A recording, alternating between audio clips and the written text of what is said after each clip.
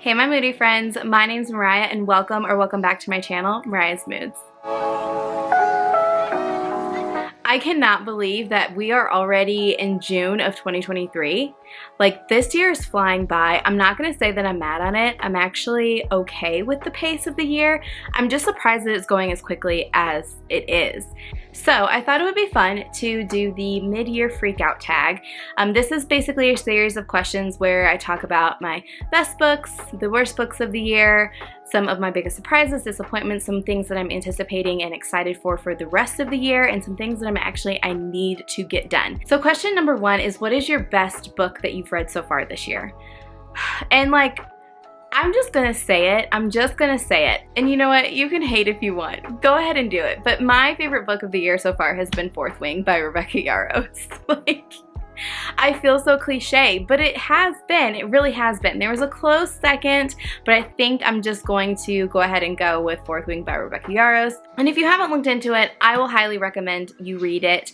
You may not be your top of the year, but I definitely think that you'll be entertained, and I think that you will want to know what happens next. It ends on an awesome cliffhanger. So I'm gonna go ahead and say this was my best read of the year so far. Question number two, what is the best sequel you've read so far this year?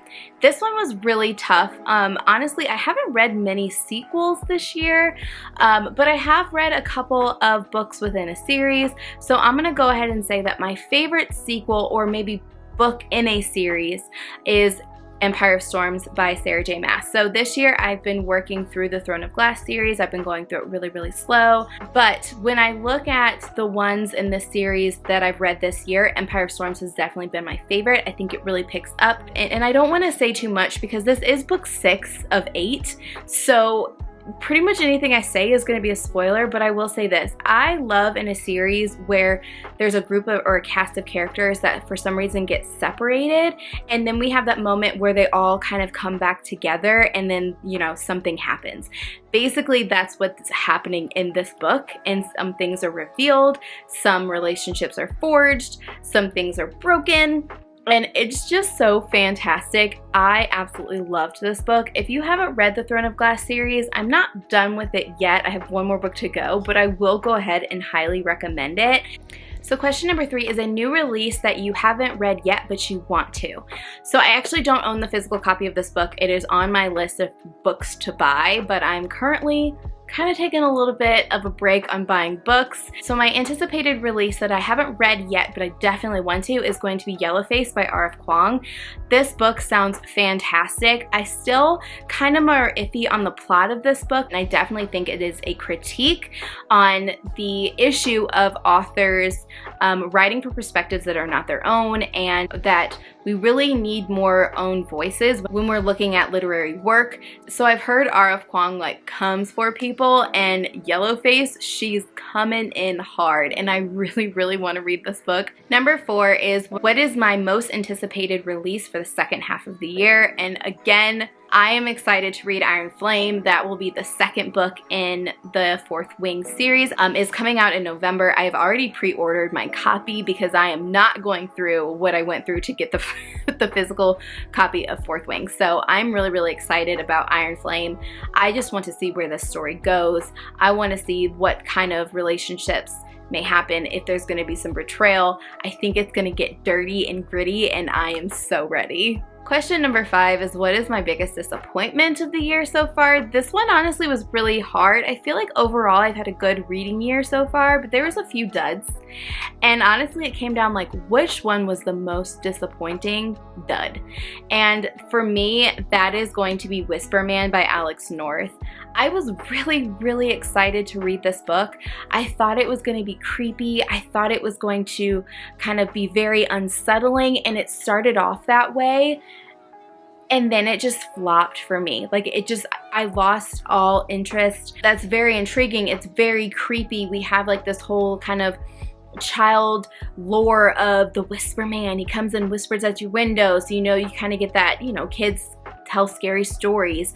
So it was very unnerving and unsettling, but then it just kind of flopped, and I was just very, very disappointed. And honestly, it kind of turned me off to Alex North. This was my first work with him. Like, this was my first introduction to this author, and I'm really apprehensive to pick up anything else. So if you have different thoughts, or if you've read something different from Alex North that you recommend, please let me know in the comments, because I love to give authors a second chance, but I'm just kind of like, is it going to be worth my time?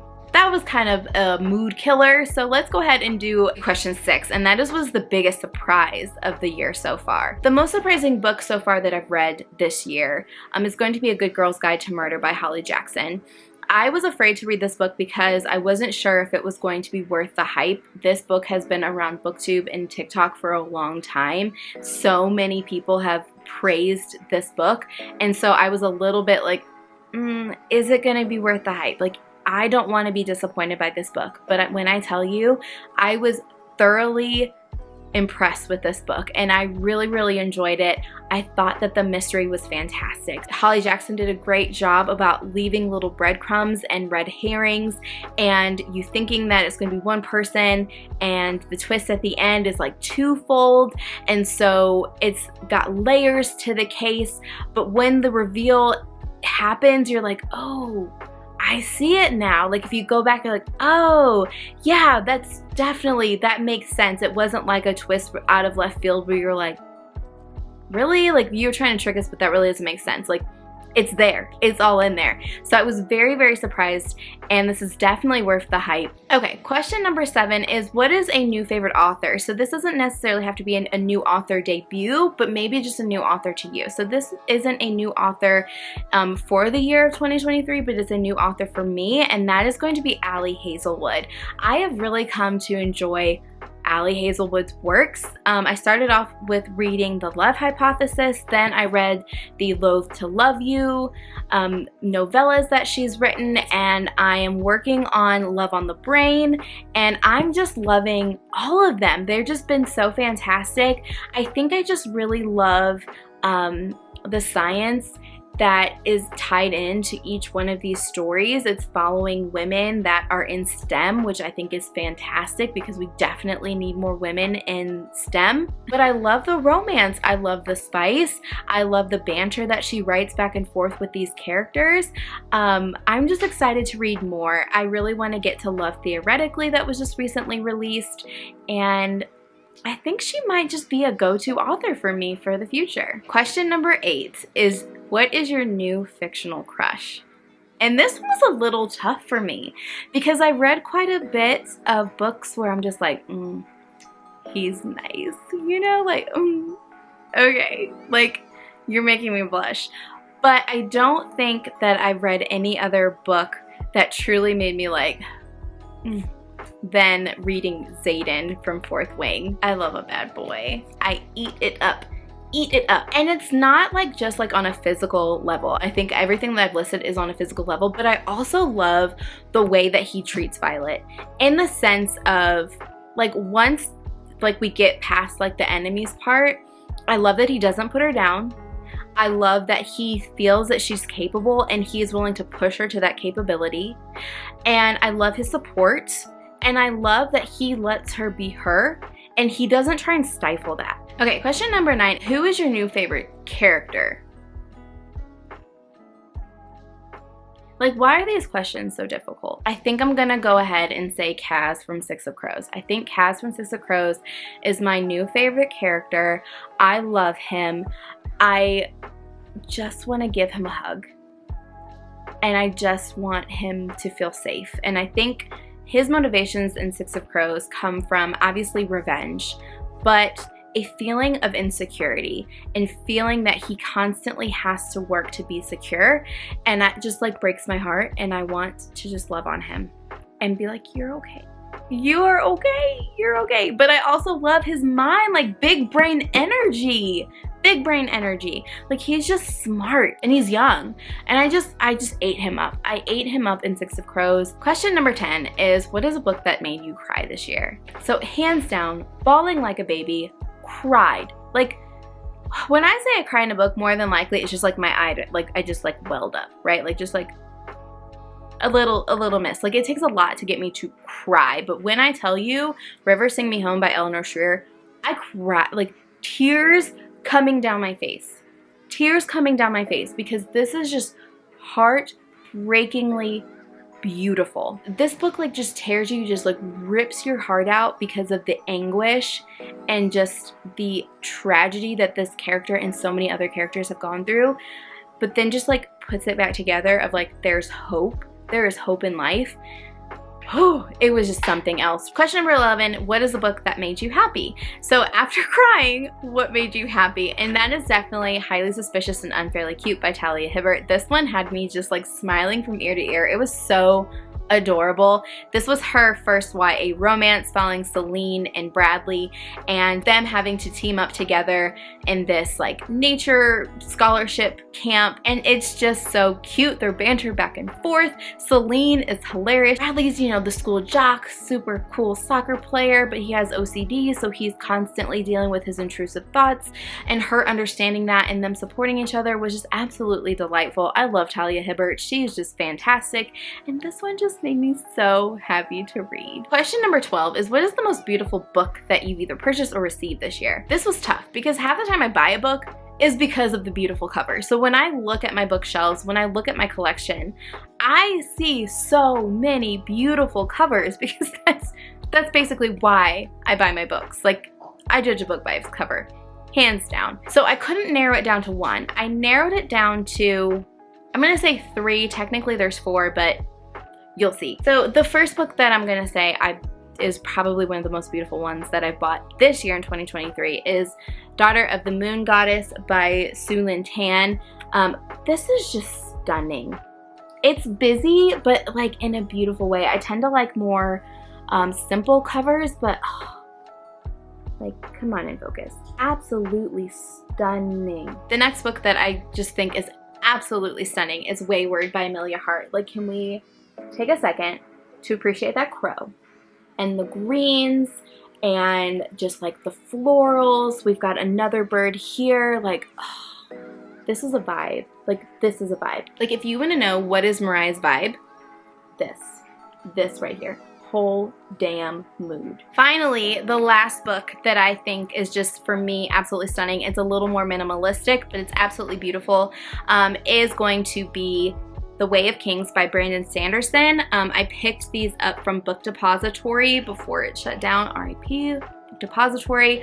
So this is one novel, but it's put into 2 parts. We have part 1 and part 2, but oh, I just love this. It matches my Mistborn trilogy. This is like the UK cover art, which I think is superior to the American.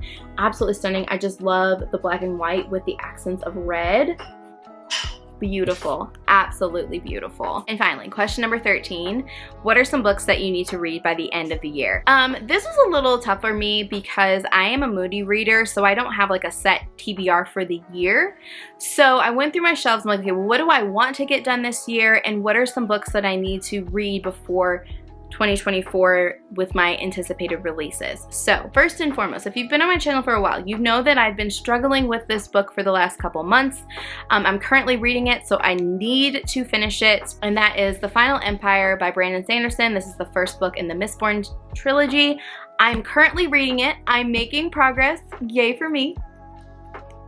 But I need to read this by the end of the year. I'm going to say by the end of summer, but let's be practical. So by the end of the year, I will read The Final Empire. The next book that I need to finish by the end of the year, I actually don't have a physical copy of, and that is Kingdom of Ash by Sarah J. Maas. It is the final book of the Throne of Glass series. I cannot wait to get into this, but I've been putting it off because I just don't want this series to be done. But I do need to finish it. Like, I can't go any longer without going ahead and finishing up the series.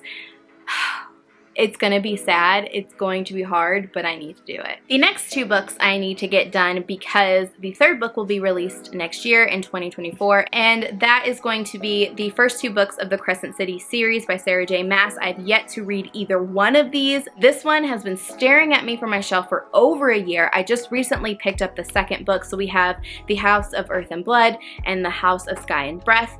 Both of these are chunkers, and honestly, I've just heard mixed things about the series. I've heard this one's really hard to get into. I've heard this one wasn't the best, but some people love it just because of the ending, which has already kind of been spoiled for me, so I just kind of like, okay, well, But the third book is set to release in January of 2024, so it's about damn time that I go ahead and just knock these two out so I can go ahead and read the third one when it's released. Alright guys, so that's it. That is my mid-year freakout. I think overall 2023 has been a great reading year so far. I can't wait to see what the rest of the year has in store. Got some anticipated releases that I'm really excited about, got some goals that I need to actually accomplish, and we'll see if I get them done. So if you like this video, go ahead and give it a thumbs up. I would greatly appreciate it if you were to subscribe to my channel. If you like bookish lifestyle content, you are in the right place. I hope you're having a wonderful time out there and that your day is full of good moods and good vibes. I'll see you guys in the next one. Bye!